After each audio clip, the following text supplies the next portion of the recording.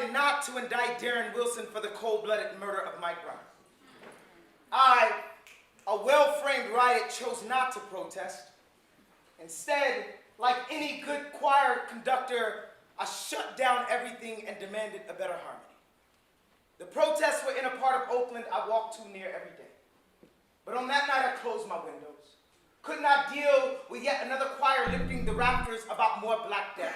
Didn't want to be sad or angry, didn't want white supremacy to tell me how to feel, yet once again, that night, I shut off everything and fell asleep smiling, listening to too much Nina Simone. That night, I cut off all my lights because Black was the only God worth praying to.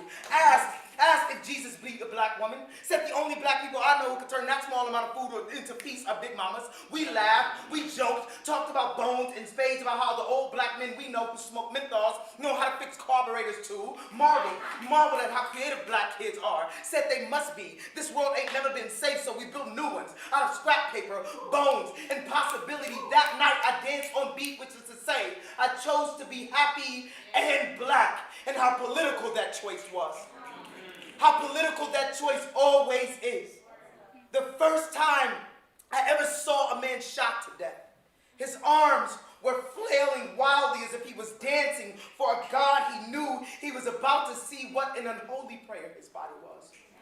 Arms were all in the wrong direction, but this poem cannot be about Black death. It is about how we listened to Tupac, tried to imagine heaven's ghetto, corner stores draped in gold, little girls playing double dutch, and him still smiling. The following morning, I called my mother because Black is still the only God I know worth praying to. I wanted her to know that her baby boy was still Black and still alive. And how political our phone calls are.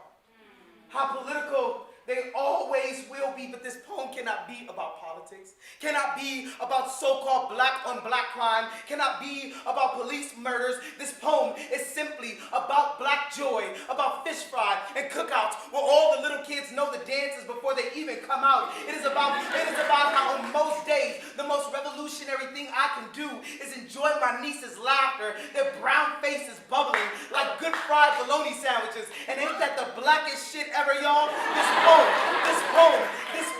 This poem is about how when my brother came home from a tour in Iraq, the first thing we did was make fun of each other, then hug, then say I love you. It is about how when Tamir Rice was gunned down, Black people band together to lift his mother out of the homeless shelter she had been living in. This poem is about how when my aunt laid there in her deathbed, waiting for the cancer to finally make a liar out of her body, she sat there and cracked jokes and made us smile. You cannot kill Blackness.